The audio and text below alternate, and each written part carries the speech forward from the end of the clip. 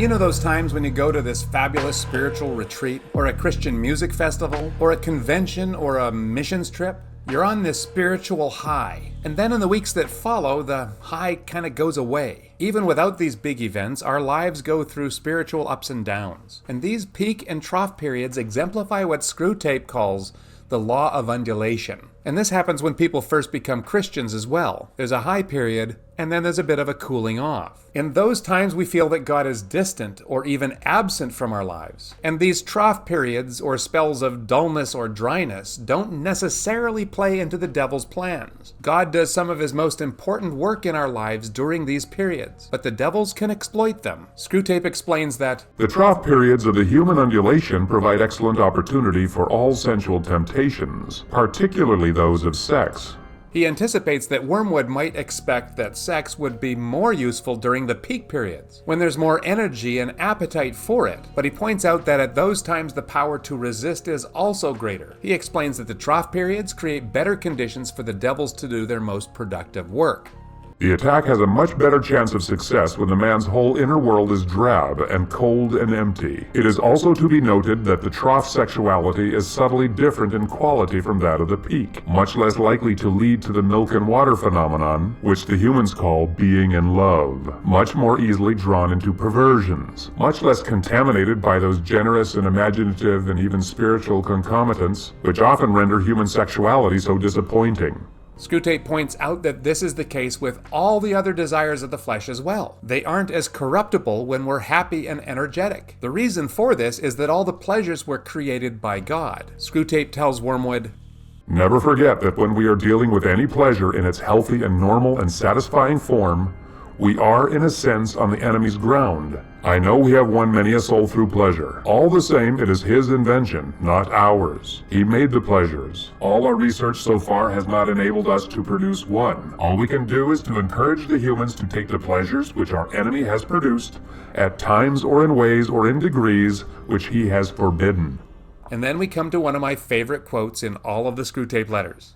Hence, we are always trying to work away from the natural condition of any pleasure to that in which it is least natural, least redolent of its maker, and least pleasurable. An ever-increasing craving for an ever-diminishing pleasure is the formula. It is more certain, and it's better style, to get the man's soul and give him nothing in return. That is what really gladdens our Father's heart, and the trough periods are the time for beginning the process. It sounds kind of like a drug addiction, doesn't it? Increased craving for decreased pleasure. Their goal is to get us to want the pleasure more and get less pleasure from it. The devils have made great progress in this area already. They've done it to sex with pornography and hookup culture, primetime TV with cheap reality TV shows. They've done it to food with Kraft Dinner. And some of you are certainly saying, hey, I love me some KD. And this just goes to show how successful the devils have been in creating strong desires for degraded pleasures. Bud Light with double lime, Hershey's chocolate, and Folger's coffee. Oh, and American cheese. Music is still generally okay, but look at how just going for a walk or hanging out with friends is under attack from social media. The devils are behind this. Degrade the true pleasures and give us nothing in return. Anyway, I love that quote. Then Screwtape offers Wormwood a better way to exploit the trough periods. Do not let him suspect the law of undulation. Let him assume that the first ardors of his conversion might have been expected to last, and ought to have lasted, forever, and that his present dryness is an equally permanent condition. Having once got this misconception well fixed in his head, you may then proceed in various ways.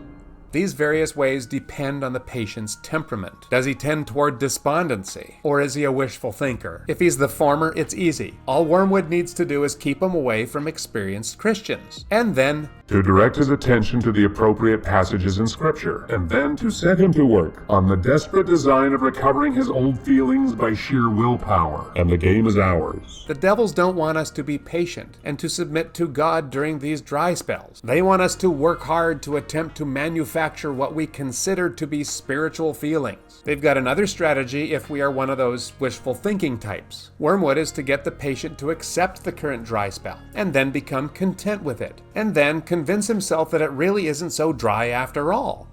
In a week or two, you will be making him doubt whether the first days of his Christianity were not perhaps a little excessive. Talk to him about moderation in all things. If you can once get him to the point of thinking that religion is all very well up to a point, you can feel quite happy about his soul. A moderated religion is as good for us as no religion at all, and more amusing. And then Screwtape explains the final way to exploit these temporary trough periods: a direct attack on the patient's faith. When you have caused him to assume that the trough period is permanent, can you not persuade him that his religious phase is just going to die away like all his previous phases? Of course, there is no conceivable way of getting by reason from the proposition, "I am losing interest in this," to the proposition, "This is false." But as I said before, it is jargon, not reason, that you must rely on. The mere word phase will very likely do the trick.